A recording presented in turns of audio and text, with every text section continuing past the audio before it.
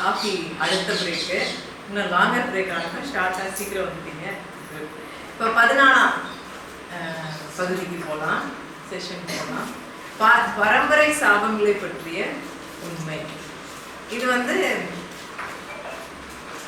ரொம்ப பேர்லேயே நம்மளுக்கு இங்கிலீஷில் வந்து ஜென்ரேஷனல் சொல்லுவோம். சாபம், ஜென்ரலாக சாபங்களை குறித்து.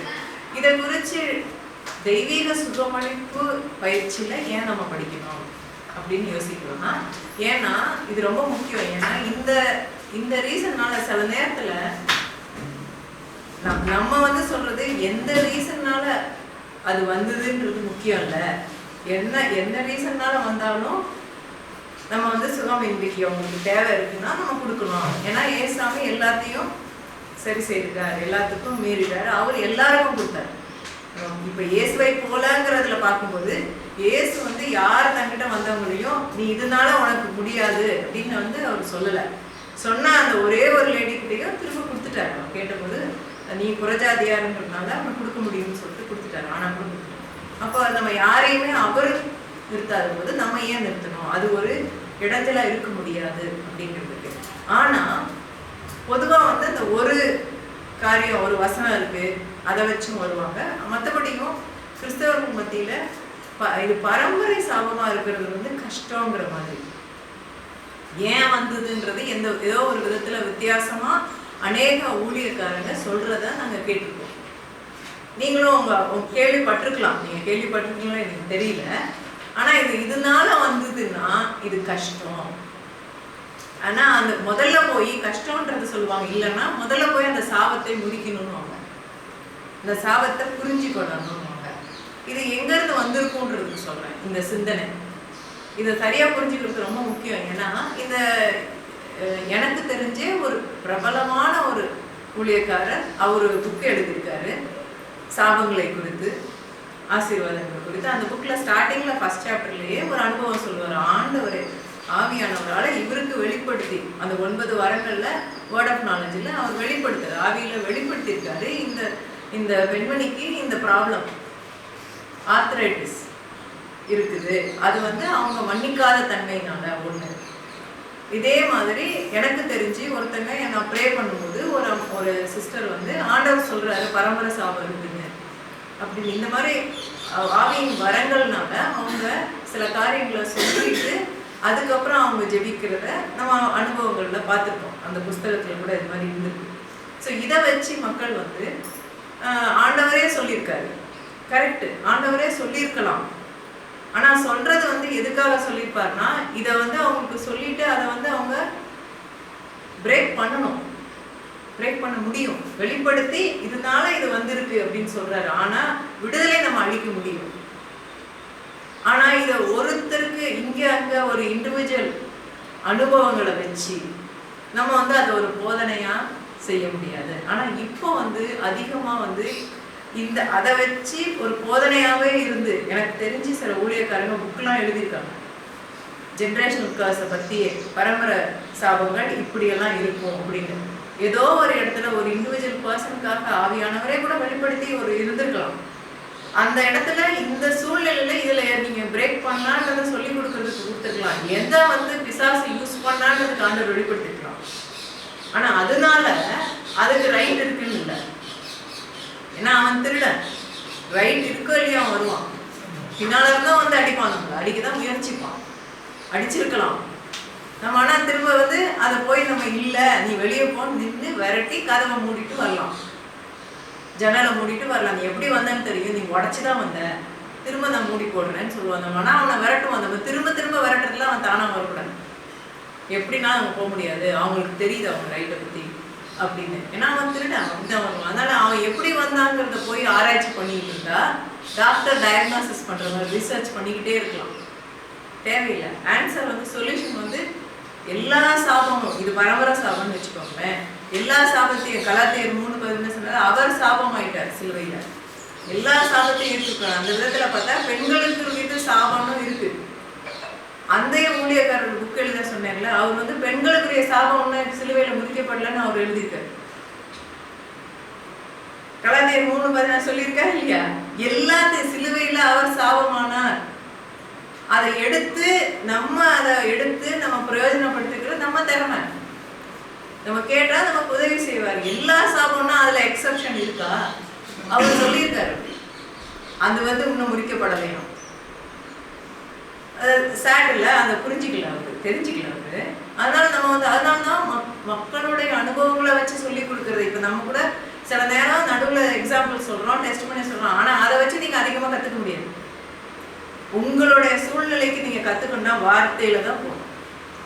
நான் ஒரு ஐடியாவுக்கு நம்ம ஒவ்வொரு ஊழியக்காரங்களும் அவங்கவுங்க அனுபவங்கள்ல ஷேர் பண்ணலாம். அந்த அனுபவம் அவங்க குறைவுள்ள அனுபவமா கூட இருக்கலாம், தவறானதாக இருக்கலாம். ஏன்னா நீங்க அதை விட நல்ல அனுபவங்கள்ல கூட வரலாம். மேல்பட்டமா அதை மீறி கூட நீங்க செய்ய முடியும் காரியங்களை. வசனம் தான் நமக்கு இருக்கணும், சொல்லி கொடுக்குற காரியம் என்னைக்குமே. ஸோ இந்த விஷயத்துல பத்தி ஏன் அந்த தப்பு வந்தது அப்படிங்கிறதுக்கு அதுக்கு வசனங்கள் தெளிவா இருக்கிறது. பொதுவா எங்க போவாங்கன்னா இந்த பரம்பரை சாபத்துக்கு பழைய ஏற்பாட்டிலே இருக்கு. ஆண்டவர் சொன்னா பொதுவா அதுக்கு வருது 3ஆம் 4ஆம் தலைமுறை வரைக்கும் ஆண்டவரே சொல்லியிருக்காரு. நம்ம இப்பதான் பார்த்தோம் 13ல பழைய உடன்படிக்கிட்ட நம்ம போவே வேண்டாம்னு சொன்னோம். சரி, அதை வச்சு கோட் பண்ணி சொன்னா கூட அதனால 3ஆவது 4ஆவது தலைமுறைக்கு இது போகும்னா என்ற பயம் இருந்ததுனால அங்க போய் பார்ப்போமே அது என்ன சூழ்நிலையில எப்படி சொன்னார் ஆண்டவர்கிட்ட போய் பாருங்களேன். என்னாகமும் அங்கதான் ஃபர்ஸ்ட் சபிக்கிறத பத்தி சொல்லப்பட்டிருக்கு. இதை கூட ராங்கா கோட் பண்ணுவாங்க. என்னாகும் 23:8 தேவன் சபிக்காதவனை நான் சபிப்பது எப்படி, கர்த்தர் வெறுக்காதவனை நான் வெறுப்பது எப்படி. அது தெளிவா இருக்கு இதுல. ஆனா அந்த இடத்துல நான் ஒண்ணு சொல்லிட்டு ஸ்டார்ட் பண்றேன். சாபங்கிறது இருக்கு. அதனாலதான் எந்த அளவுக்கு சொல்லலாம்னா, உதாரணத்துக்கு இந்த நம்பர்ஸ்ல இந்த 23ல வர்ற இடம் எங்கன்னா அவன் பேர் என்ன, பாலா. அந்த சாபம் பழிக்கும்ன்றதுனாலதான் அவர் அவனை சபிக்க விட மாட்டார். எந்த அளவுக்கு இயற்கைக்கு மீறி அவர் ஒரு கழுதைய பேச வைப்பார். அதனால நம்ம வாயை திறந்து பேசுறது, நம்மள வார்த்தையில அதிகாரம் இருக்கு. நம்ம நல்லதான் செய்யணும், அது கரெக்ட். ஏன்னா ஆண்டவர் மன்னிங்கன்னு சொல்றாருல, மத்தேயு 5:44 சொல்லும் போது உன்னை சபிக்கிறவனை நீ ஆசீர்வதி, அவனை நேசி, அவனை அன்பு செலுத்து, அவனுக்கு ஜெபம் பண்ணுன்னு சொல்லியிருக்கேன்.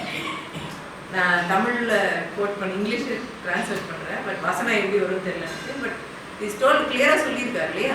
ஸோ எந்த அளவுக்குன்னா அவனை ஜஸ்ட் மன்னிச்சுட்டு தூரமா இருந்துருல, அவனை ஆசீர்வதிக்க சொல்றாரு. அடுத்த எக்ஸ்ட்ரீம் பண்ண சொல்றாரு. அவர் செய்யறாரு. அவர் தன்னையை கொண்டவங்களே கடைசி வரைக்கும் அவர் ஆசீர்வதி வச்சா தேவானதை அப்படியே செய்யவும் நம்ம காட்டினாங்க உதாரணங்கள். அதனால நம்ம வாயால சொல்றதுல அதிகாரம் இருக்கு. ஆனா அதை மேற்கொள்ள முடியுங்கிறதுக்கு அது நிக்கணும். அதுக்காக சுகவீனத்தை ஏற்றுக்கொள்ள தேவையில்லைன்றதுக்கு. யாத்திராகமம் 20 இது எல்லாமே ரிப்பீட் ஆகுது. சில இடத்த மட்டும் படிப்போம் பாருங்களேன். 5ஆம் வசனம், நீ அவைகளை இதெல்லாம் பண்ணாதன்னு சொல்றாரு. நீங்க மற்ற தெய்வங்களை பூஜிக்காதீங்கன்னு சொல்லிட்டு என்னை பகைக்கிறவர்களை குறித்து 5ஆம் வசனம் 20ஆம் அதிகாரம் 5ஆம் வசனம், நீ அவைகளை நமஸ்கரிக்கவும் சேவிக்கவும் வேண்டாம், உன் தேவனாகி கர்த்தராய் இருக்கிற நான் எரிச்சலுள்ள தேவனாய் இருந்து என்னை பகைக்கிறவர்களை குறித்து பிதாக்களுடைய அக்கிரமத்தை பிள்ளைகளிடத்தில் 3ஆம் 4ஆம் தலைமுறை மட்டும் விசாரிக்கிறவராய் இருக்கிறேன் சொல்லியிருக்காரு. ஆமா, இதே இது திரும்ப பாருங்க. யாத்திரை 34 ஒரு 13 அதிகாரம் பின்னாடி திரும்ப அதையே சொல்றாரு. 7ஆம் வசனத்துல, 1000 தலைமைக்கு இரக்கத்தை காக்கிறவர், அக்கிரமத்தையும் மீறுதலையும் பாவத்தையும் மன்னிக்கிறவர், குற்றவாளியை குற்றமற்றவனாக விடாமல் பிதாக்கள் செய்த அக்கிரமங்களை பிள்ளைகளிடத்திலும் பிள்ளைகளுடைய பிள்ளைகளிடத்திலும் 3ஆம் 4ஆம் தலைமுறையுடன் விசாரிக்கிறவர் என்று கூறினார். இருக்கு. நம்ம இதெல்லாம் புடிச்சுக்கிறோம். ஆனா என்னன்னா அந்த 5ஆம் வசனம் முந்தினதுல பாருங்களா, அதுல அதுக்கு அடுத்த வசனம் கொடுத்துருக்கு. அதாவது என்னை பகைக்கிறவனுக்கு நான் இது பண்ணுவேன், ஓகேங்களா. ஆனா 6ஆம் வசனம், என்னிடத்தில் அன்பு கூர்ந்து என் கற்பனைகளை கை கொள்ளுகிறவனுக்கோ 1000 தலைமுறை மட்டும் இரக்கம் செய்கிறேன். அப்போ அவர் சொல்ல வந்து என்னதுன்னா, நான் உங்களை ஆசீர்வதிக்கிற தேவன், நான் அவ்வளோ நல்ல தேவன்றதை காட்டுறாரு. நீ நல்லது செஞ்சனா, நீ என்னை நோக்கி வந்தனா, என்னை அன்பு கூர்ந்தனா, நான் 1000 தலைவரைக்கு நான் ஆசீர்வதிப்பேன். அவ்வளோ பெரிய ஆசீர்வாதம் உனக்கு சொல்ல வராரு. ஆனா நீ அப்படி செய்யாம போனா 3-4 தலைமுறைக்கு கஷ்டம் வரும் அப்படின்னு சொல்றாரு. அது எப்படி சொல்றாருன்னா, நம்ம எப்படி பிள்ளைங்களுக்கு நீ செஞ்சா நான் இது செய்யறேன், நீ செய்யலைன்னா நான் இது பனிஷ்மெண்ட்னு சொல்லுவோம். நம்ம சொல்லும் போது ஏன் சொல்றோம், அது பனிஷ்மெண்ட் கொடுக்கணும் நான் சொல்றோம், அது செய்யாம இருக்கிறதுக்காக அதை த்ரெட் மாதிரி கொடுக்குறோம், ஒரு பயமுறுத்துறதுக்கு சொல்ற வார்த்தை இல்லைங்களா? நம்ம வந்து டு பி இன்டென்ட் அதை எவ்வளோ பயங்கரமா சொன்னாக்கா அது இன்னும் நல்லா பயந்து அதை செய்யாம இருக்குன்றதுக்காக தானே சொல்லுவோம். நம்ம விவரிச்சுதான் இப்பட்டால் விவரிச்சு நம்ம சொல்லியிருக்கோம்னா, ஆனா நம்ம அதே நேரம் நீ செஞ்சனா நான் இது கொடுப்பேன் அப்படிதான் அவர் பேசியிருக்காரு பாருங்க. அதுலயுமே 1000 பெருசா 3-4 தலைமுறை பெருசா? 1000 தான் பெருசு. அப்ப எவ்வளவு நல்லவருங்கிறத முதல்ல காட்டுறாரு அவர். இதை 34ஆம் அதிகாரத்துல படிக்கும்போது ஃபர்ஸ்ட் அதை சொல்றாரு, உனக்கு கடந்த நான் கர்த்தர் இரக்கமும் கிருபையும் நீடிய சாந்தமும் மகாதயையும் சத்தியம் உள்ள தேவன், என் குணாதிசயம் இது. அதுல அந்த எம்பசிஸ்லாம் பாத்தீங்கன்னா இரக்கம் கிருபை நீடிய சாந்தம், சாந்தம் இல்ல நீடிய சாந்தம் மகாதயவு எல்லாம் உள்ளவர். இந்த நல்ல குணம்லாம் எனக்கு இருக்கு. அதனாலதான் என்னன்னா, நீங்க 1000 தலைமுறைக்கு இரக்கத்தை காப்பேன் அதை சொல்லிட்டு, ஆனா நீ செய்யலன்னா நான் இப்படி உன்னைய பனிஷ் பண்ண வேண்டி வரும் அப்படிங்கிறத சொல்றாரு. அந்த விதமா சொல்ற. இதை பிடிச்சிக்கிட்டு அவர் வந்து 4ஆம் தலைமுறைக்கு 3ஆம் தலைமுறைக்கு பண்ணி இதை மட்டும் நம்மளுக்கு அதிகப்படுத்தி காட்டுவாங்க சில நேரத்துல. இதை வந்து இந்த 2 இடத்துல இல்ல, நிறைய இடத்துல இருக்கு. என்னாகமத்திலயும் திரும்ப வரும்.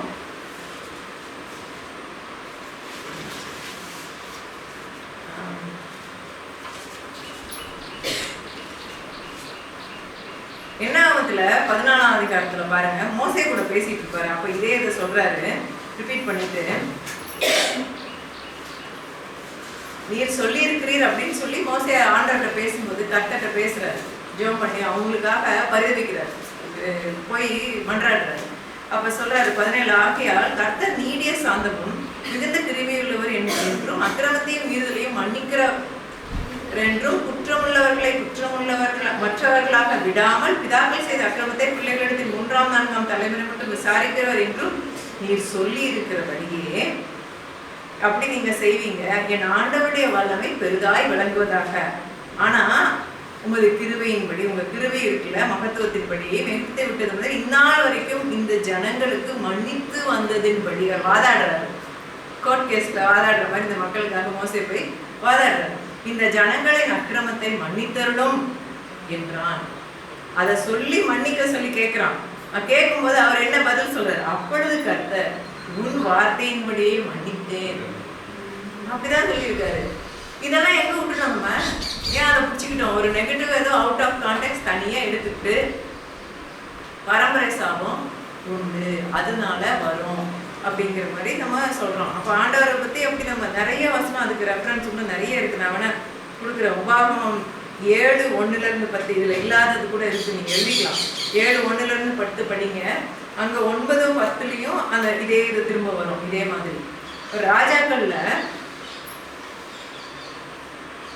எசேக்கியல்ல வரும். அந்த 18க்கு போவோம் இப்போ. ஆனால் அந்த எசேக்கியல் 18ல உள்ள அந்த காலம் அது வந்து ராஜாக்களின் காலம். எசேக்கியல்ல அந்த காலத்துல ராஜாவே சொல்லியிருப்பாரு, ரிவர்ஸ்ல சொல்லி அவங்க செஞ்சிருப்பாங்க.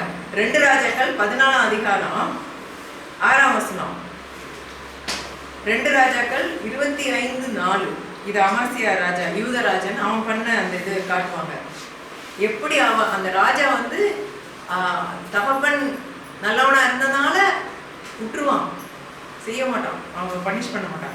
2 ராஜாக்கள் 15ஆம் அதிகாரம் 8-12, அதுலயும் 12ஆம் வசனத்துல வரணும். 2 ராஜாக்கள் 10ஆம் அதிகாரம். இதெல்லாம் வேற வேற இன்சிடென்ட்ஸ். ராஜாக்கள் இந்த காரியத்தை வச்சு எசேக்கியல்ல சொல்லி இருக்கிறபடி தகப்பனுக்காக அந்த விட்டு கொடுத்து போவாங்க, செய்ய மாட்டாங்க, பனிஷ் பண்ண நல்லதை தான் செய்வாங்க. அந்த காரியத்தை அங்க ஆண்டவருடைய குணம்ன்றதை அவங்க நிரூபிச்சு காட்டியிருப்பாங்க. ஆனா இப்போ வந்து இத பழைய உடன்படிக்கையில தான் இது இருக்கு, இப்ப கூட புதிய உடன்படிக்கை இல்லைன்றதுக்கு இல்லை. இந்த பரம்பரை சாபத்தை கொடுத்து நம்ம பேசவே கூடாதுங்கிறதுக்கு பழைய ஏற்பாட்டிலேயே கண்டிச்சு பேசியிருக்காரு. இதை குறித்து நீங்க தப்பா புரிஞ்சுட்டீங்கன்னு அங்கேயே கரெக்ஷன்லாம் முடிஞ்சிருச்சு. நம்ம இன்னைக்கு ஏன் வந்து ஜீசஸ் சிலுவையில நமக்காக ரத்தம் சிந்தின பிறகு இதை கொண்டு வரோன்னே புரியல. கலாத்தியர் 3 படிச்சதுக்கு அப்புறம் நம்ம இதை கொண்டு வர தேவையில்லை. ஆனா எசேக்கியல் 18ல பாருங்க, அந்த முழு அதிகாரம் படிக்கணும். அதை திரும்ப திரும்ப கொண்டு வருவார். பிள்ளைகள் திராட்சை காய் தின்கிறார்கள், பிள்ளைகளின் பற்கள் பூசி போகிறது, திராட்சை காய் தின்கிறார்கள், பிள்ளைகளின் பற்கள் பூசி போகிறது அப்படின்னு ஒரு பழமொழியே இருக்கான் இஸ்ரவேல் தேசத்துல. அவங்களும் என்ன பரட்டி தான் நம்மள மாதிரி யூஸ் பண்ணியிருக்காங்க. இப்படி இருக்கிற அந்த பழமொழியை குறித்து சொல்லுகிறது என்ன, நீங்க என்ன இப்படி யூஸ் பண்றீங்க, யூஸ் பண்ண கூடாதுங்கிறாரு. ஏன்னா இனி இஸ்ரவேலில் 3ஆம் வசனம் படிங்க. இனி இஸ்ரவேலில் இந்த பழமொழியை சொல்வது இல்லை என்பதை என் ஜீவனை கொண்டு சொல்லுகிறேன் என்று கர்த்தராகிய ஆண்டவர் உரைக்கிறார். இனி இஸ்ரவேலே சொல்லக்கூடாது, அங்கேயே அதை நிறுத்திட்டாரு, முடிச்சிட்டாரு. இப்படி சொல்லாதீங்க பிள்ளைங்க, ஏன்னா நான் சொன்னதை வச்சு மிஸ்யூஸ் பண்றீங்க. நான் என்ன சொல்ல வந்தேன்றதை நீங்க சரியா புரிஞ்சுக்காம வேணும்ட்டு பிள்ளைங்கனால இது அப்படி இது இப்படி இருக்கு, அப்பானால பிள்ளைங்க அப்படின்னு நீங்க சொல்லாதீங்க அப்படிங்கிறது. ஏன்னா அதை விவரிப்பாரு, 3 தலைமுறையை குறிச்சு வச்சு விவரிப்பாரு. இதோ எல்லா ஆத்துமாக்களும் என்னுடையவைகள், தகப்பனின் ஆத்துமா எப்படியோ அப்படியே மகனின் ஆத்துமாவும் என்னுடையது. பாவம் செய்கிற ஆத்துமாவே சாகும். ஒருவன் நீதிமானாய் இருந்து நியாயத்தையும் நீதியையும் செய்து, அப்ப அந்த லிஸ்ட் ஆஃப் என்னெல்லாம் பண்ணணும் பழைய உடன்படிக்கையின்படி அதை சொல்லிடுறாரு. இதெல்லாம் இந்த தப்பெல்லாம் அவன் செய்யாம இருந்தானா, 8ஆம் வசனம் 9ஆம் வசனம், என் கட்டளையின்படி நடந்து என் நியாயங்களை கை கொண்டு உண்மையாய் இருப்பானாகில் அவனே நீதிமான், அவன் பிழைக்கவே பிழைப்பான் என்று கர்த்தராகிய ஆண்டவர் சொல்லுகிறார். ஆனாலும் அவனுக்கு ஒரு குமாரன் இருந்து அவன் தப்பெல்லாம் அந்த ரத்த சிந்திதெல்லாம் பண்றான், எல்லாம் தப்பெல்லாம் பண்ணானா, அவன் செய்வானானா, அவனுக்கு ஒரு குமாரன் அவன் தகப்பன் செய்த 14 எல்லா பாவங்களையும் கண்டு தான் அவைகளின்படி செய்யாதபடிக்கு எச்சரிக்கையாய் இருந்தானா, இதெல்லாம் செய்யாம இருந்தானா, நான் என்ன பண்ணுவான் 17 கடைசியில பாருங்க, அவன் தன் தகப்பனுடைய அக்கிரம நிமித்தம் சாகாமல் பிழைக்கவே பிழைப்பான். இப்ப யார் தப்பு செய்யறாங்களோ அவங்கதான் அதை அனுபவிப்பாங்கன்னு சொல்லியிருக்காரு 19ல. இதப்படி குமாரன் தகப்பனுடைய அக்கிரமத்தை சுமக்கிறது இல்லையா என்று நீங்கள் கேட்டால், குமாரன் நியாயத்தையும் நீதியையும் செய்து என் கட்டளைகளை கை கொண்டு அவர்களின்படி செய்தால் அவன் பிழைக்கவே பிழைப்பான். பாவம் செய்கிற ஆத்மாவே சாகும். குமாரன் தகப்பனுடைய அக்கிரமத்தை சுமப்பதில்லை, தகப்பன் ராஜாவினுடைய அக்கிரமத்தை சுமப்பதில்லை. நீதிமானுடைய நீதி அவன் மேல் தான் இருக்கும், துர்மார்க்கனுடைய துன்மார்க்கம் அவன் மேல் தான் இருக்கும். தெளிவா அவங்கவுங்க பாவத்துக்கு அந்த அடுத்த அந்த பர்டிகுலரா நம்ம யூஸ் பண்ற அந்த பழமொழியை நீங்க கொண்டு வராதீங்க அப்படின்ட்டு தெளிவா அங்கேயே சொல்லிட்டாரு. ஆனா அப்படியே சொல்லிட்டு 23ல பாருங்க, துன்மார்க்கன் சாகிறது எனக்கு எவ்வளவு வேணும் பிரியமோ, ஆனா அவன் தப்பு செஞ்சா அவன் சாவான்னு சொல்றான், ஆனா அது எனக்கு பிரியமோ, அவன் தன் வழிகளை விட்டு திரும்பி பிழைப்பது அல்லவோ எனக்கு பிரியம். நான் ஏன் அதை சொன்னேன்னா அதுக்குதான், இப்படி சொன்னா அவன் செய்யற மாறுவான்றதுதான் நான் சொன்னேன் அப்படிங்கிற சொல்ற என்று கர்த்தராகிய ஆண்டவர் சொல்லுகிறார். அதை எடுத்து நீங்க இப்படி யூஸ் பண்றீங்க, நான் சொன்னதுடைய நோக்கத்தை நீங்க புரிஞ்சுக்கல அப்படிங்கிறார். நான் சொன்னது உண்மை, ஆனா சொன்னதை எதுக்கு சொன்னேன், அவன் மனம் திரும்பணும், பயந்து அந்த காரியத்தை செய்யக்கூடாது, அவன் திருந்தினான்னா நான் அவனை ஆசீர்வதிப்பேன். அப்படி நம்ம பழைய ஏற்பாட்டிலே முடிஞ்சிருச்சு. ஆனா ஏன் இப்போ நம்ம சுகமளிப்பு காரியத்துல இதை ஏன் கொண்டு வரோம்னா, அநேகர் இந்த சம்பவத்தை வச்சு பேசுவாங்க. நேற்று கூட யாரும் சொன்னீங்க, யோவான் 9ஆம் அதிகாரத்துக்கு போவோம். இந்த ஒரு குருடனை ஏசாமி சுகமளிக்கிறார் இல்லைங்களா, அங்க போவோம். யோவான் ஸ்டார்டிங்ல இருந்தே படிப்போமே. பிறவி குருடாங்க சரிங்களா, சில பேர் இடையில வரும், இது பிறவி குருடன்.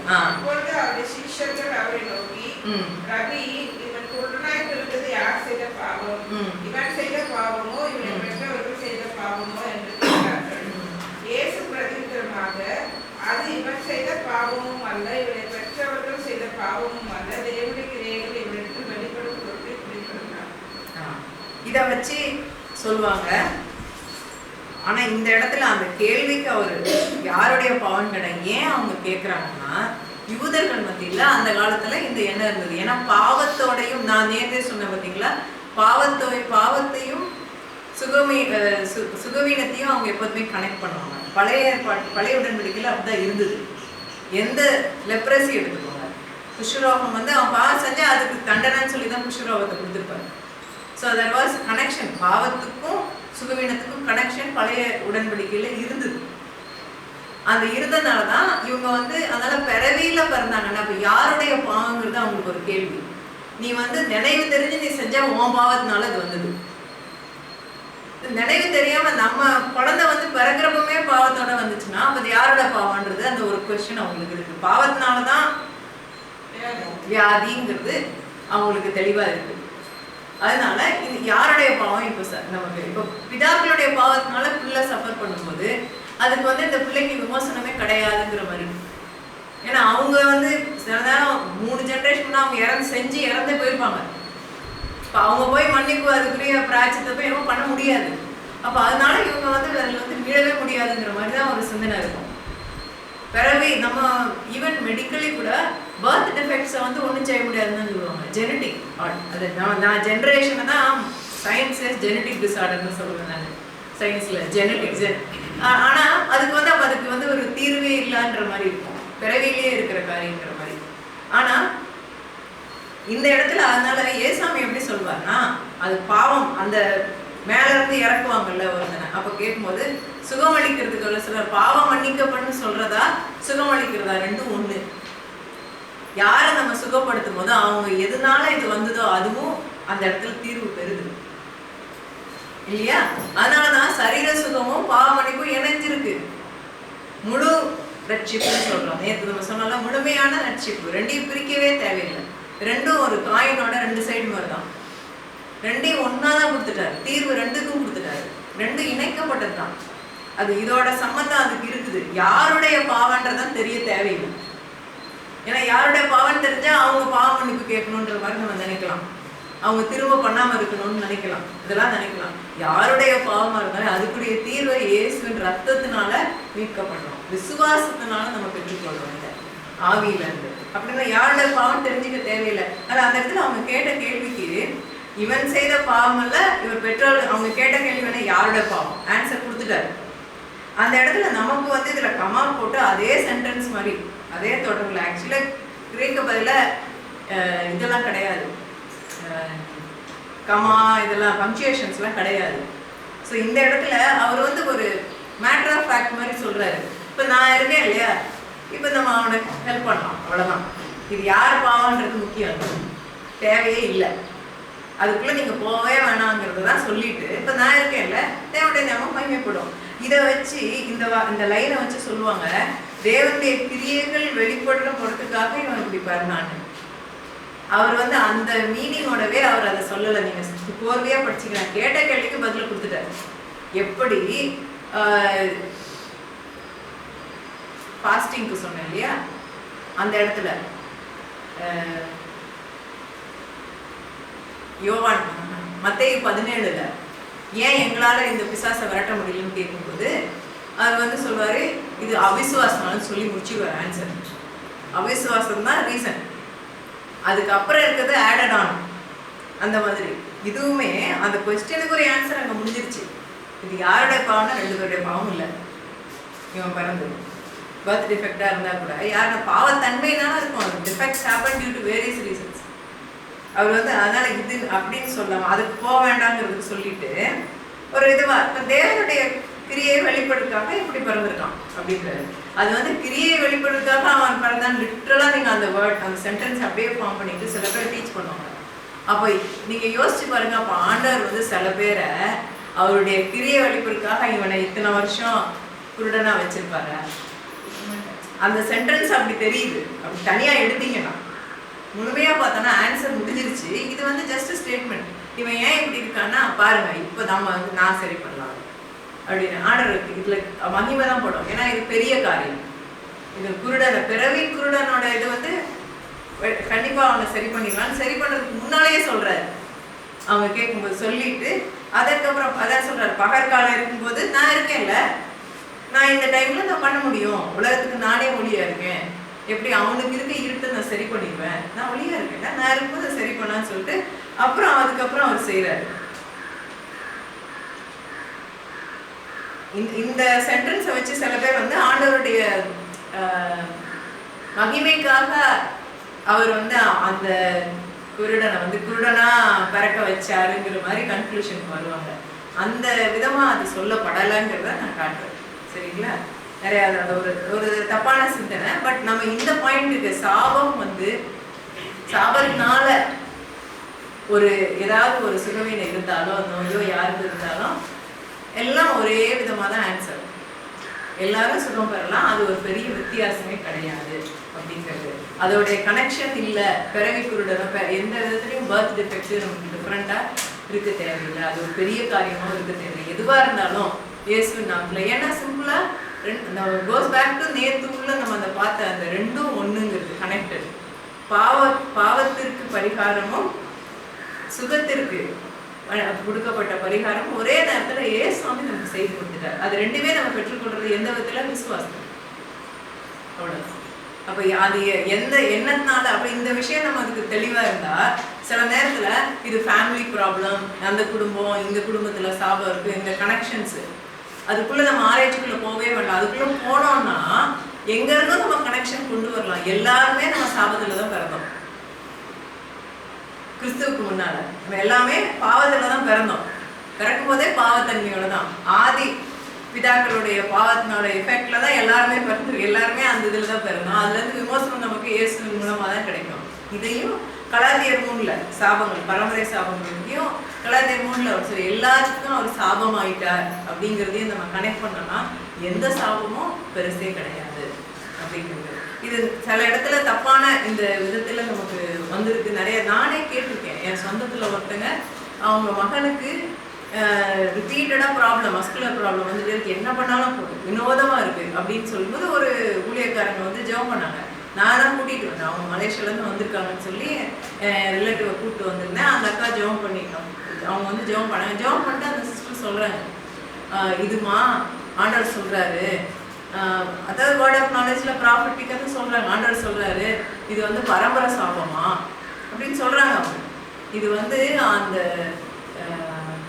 அவங்களுடைய மாமனாருடைய அப்பா வந்து அவர் சகோதரனையே கொண்டுட்டாராம். இன்னுமோ பரம்பரை சீக்ரெட் ஒன்று சொல்கிறாங்க, கொண்டுட்டாராம் சொத்துக்காக. அந்த சாபம் இது அப்படின்னு சொல்கிறாங்க. எனக்கு என்ன அதில் வருத்தமாக இருந்துச்சுன்னா, சரி அது உண்மையாக இருந்தாலும் ஆனால் அவங்க ஜெபம் பண்ணி அதை முடிக்கணும். ஆண்டவர் வெளிப்படுத்தினார். இதில் நம்ம அதனால தான் பக்குவம் தெரியும். எதை வெளியே சொல்லணும், ஆண்டவர் உண்மையாக சொல்லியிருக்கலாம். எப்படி அது வந்ததுங்கிறது இருந்திருக்கலாம். எல்லாத்தையும் நம்ம சொல்லணும்னு அவசியம் இல்லை.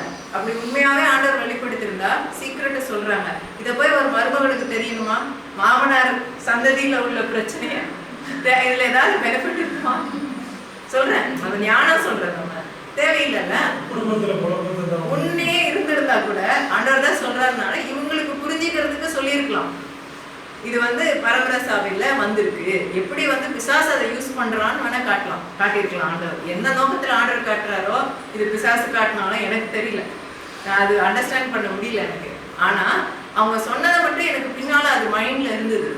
இதை வந்து நானா இருந்தா அதை சொல்லியிருக்க மாட்டேன், மேபி சொல்லியிருக்க கூடாது அப்படின்ற ஒரு எனக்கு அது நமக்கு இனிமே ஆண்டவர் காட்டினார்னா நான் அப்படி வச்சுக்கிட்டேன். நம்ம கற்றுக்கணும், எதை எல்லாத்தையும் சொல்ல தேவையில்லை.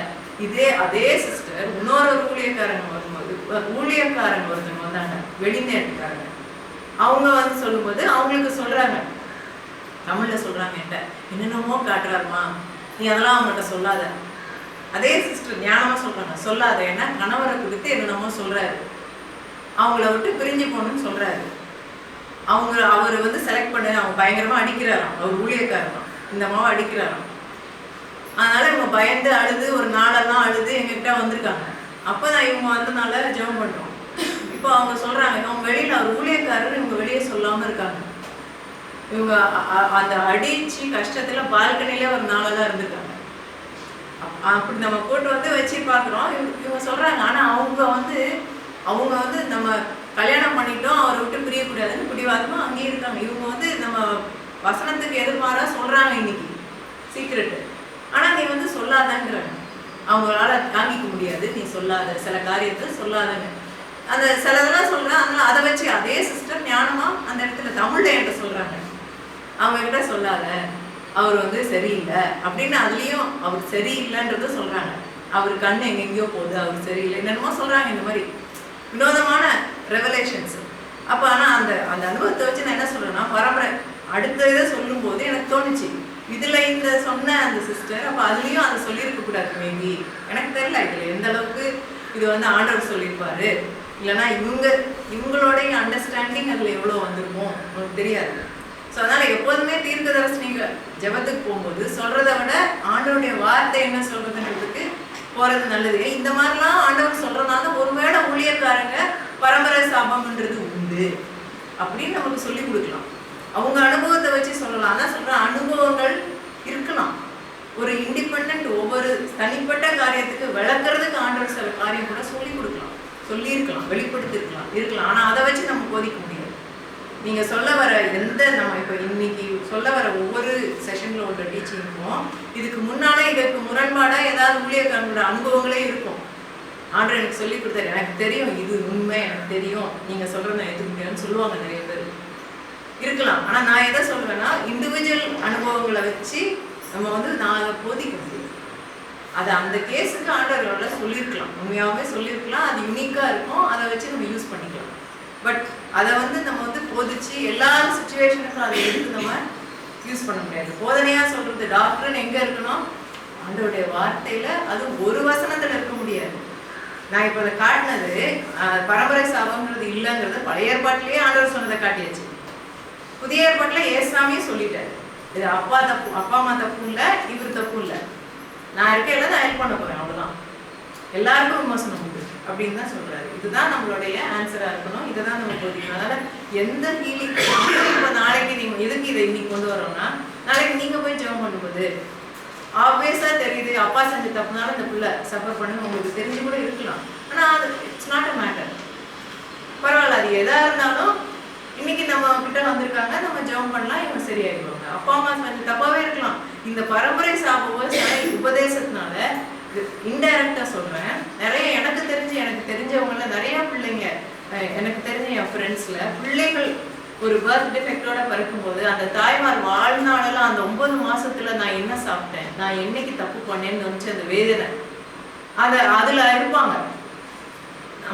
நம்மளுடைய வேலை என்னன்னா அவங்களுக்கு ஹெல்ப் பண்ணி அந்த பிள்ளைங்களை சரி பண்றது. நம்ம அது ஆராய்ச்சிக்குள்ள போறோம். அப்ப நம்ம பண்ணோம்னா அவங்களுடைய வேதனையை நம்ம தீர்க்கலாம். நான் தான் தப்பு பண்ணிட்டேனோ அப்படின்னு வேதனையில ஆல்ரெடி அவங்களே சரீரத்திலேயே வேதனையில இருப்போம். இதுல போய் நம்ம இன்னும் ஆட் பண்ண வேணாம் கஷ்டத்தை, தாய் தப்பு பண்ணுது இல்லையா. ஸோ அதனால பிள்ளைகளுடைய இதை வந்து தீர்க்கிறது தான் நம்ம வேலையா இருக்கணும் இல்லையா ஆராய்ச்சிக்குள்ள. இது வந்து இட் அப்ளைஸ் டு எவ்ரிதிங். ஹீலிங்க்கு வரும்போது ஏன் வந்துச்சுங்கிறத டயக்னோஸ் நம்ம டாக்டர் இல்லைங்கிறத நம்ம ஞாபகம் வச்சுக்கலாம். அதுக்கு ஏன் வந்தது, எப்போ வந்தது, எதுக்கு வந்ததுக்குள்ளேயே போக வேண்டாம். ஏன்னா ஆன்சர் வந்து சேம், சிலுவையினால அவருடைய தழும்புகள்னால குணமாட்டாங்க அப்படிங்கிறது. சரியா? சரி, இதோட இந்த செஷனுக்கு வந்து பிரேக் 15 minutes இந்த பிரேக் ரொம்ப சீக்கிரம் முடிச்சிடணும். சரி.